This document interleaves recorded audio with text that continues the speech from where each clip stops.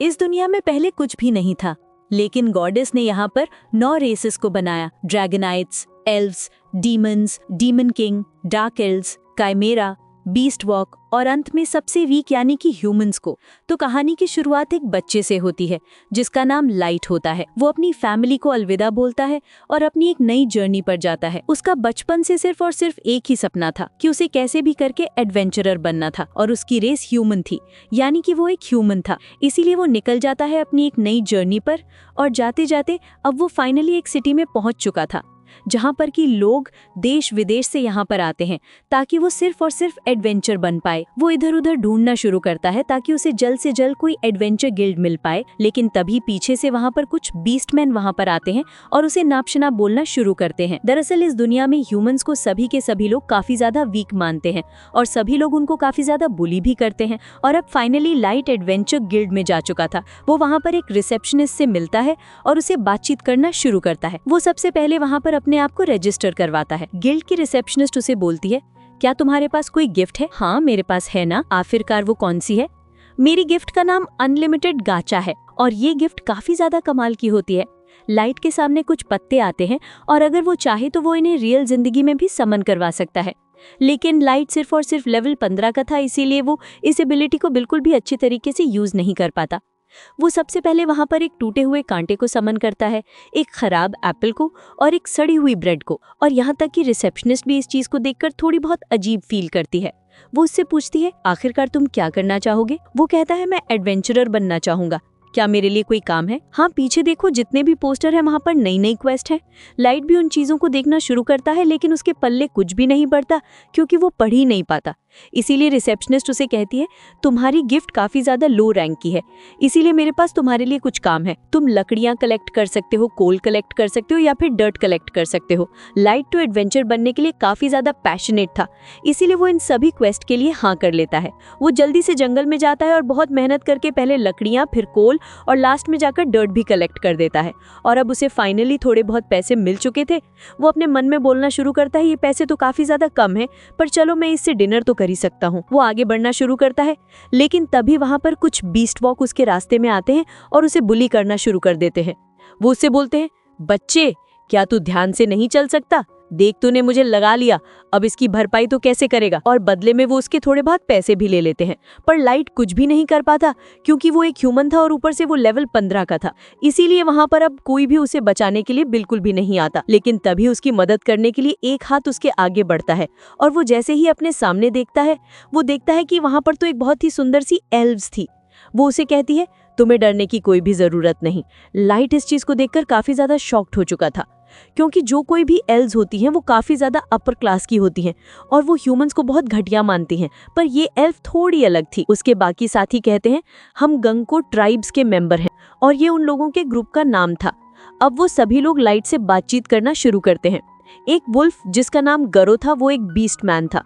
बाकी लोग भी अपना इंट्रोडक्शन देना शुरू करते हैं। 308 लेवल की एल्फ जो कि साशा की, 512 लेवल का ड्रैगो, 301 लेवल का नैनो द ड्वार्फ साइनो जो कि डार्क एल्व्स थी, और लास्ट में सौर जो कि एक काइमेरा था। अब वो उसे बोलना शुरू करती है, लाइट हमें बस एक ह्यूमन फ्रेंड चाहिए ताकि हम अपने ग्रुप को पूरा कर पाएं। क्या तुम हमारे दोस्त बनने के लिए तैयार हो? लाइट अपने मन में बोलता है, क्या मैं किसी का दोस्त भी बन सकता हूँ? उसे अपनी आंखों पर विश्वास नहीं होता। हाँ मैं बिल्कुल ज्वाइन करूंगा। अगले दिन वो लोग डंजन में जाना शुरू करते हैं।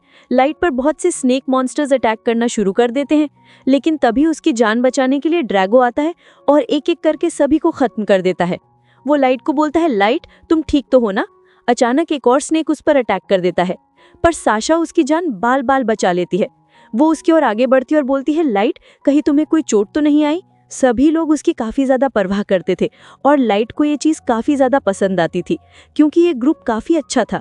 कोई भी एक दूसरे से बिल्कुल भी भेदभाव नहीं करता था।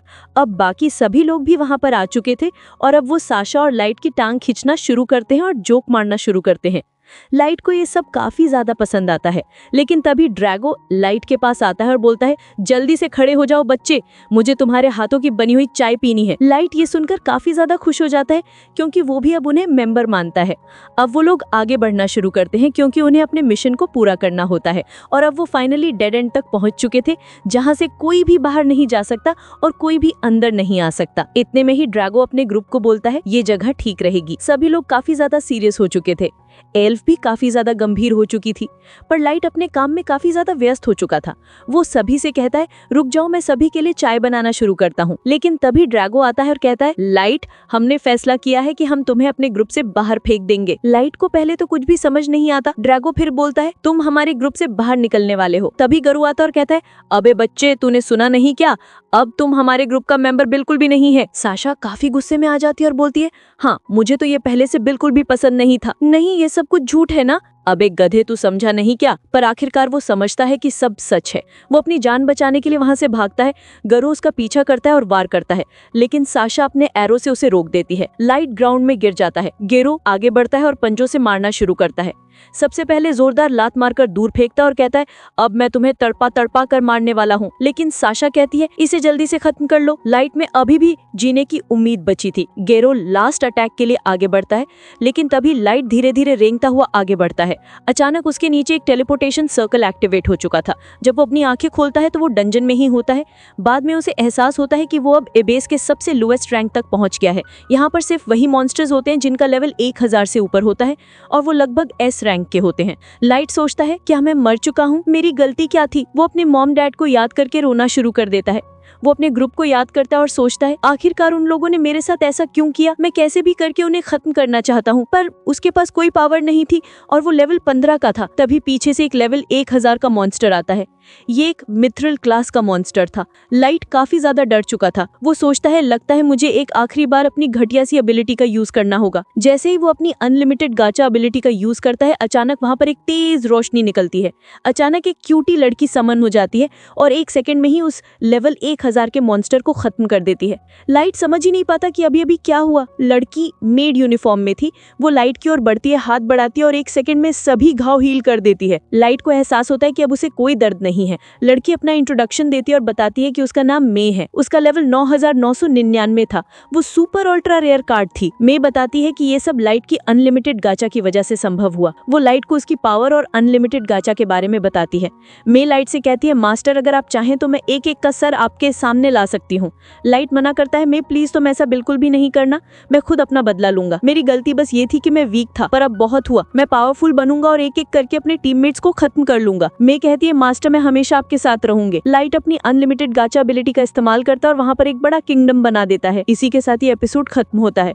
नेक्स्ट एपिसोड के लिए चैनल को सब्सक्राइब कीजिए और पूरा वीडियो देखने के लिए धन्यवाद।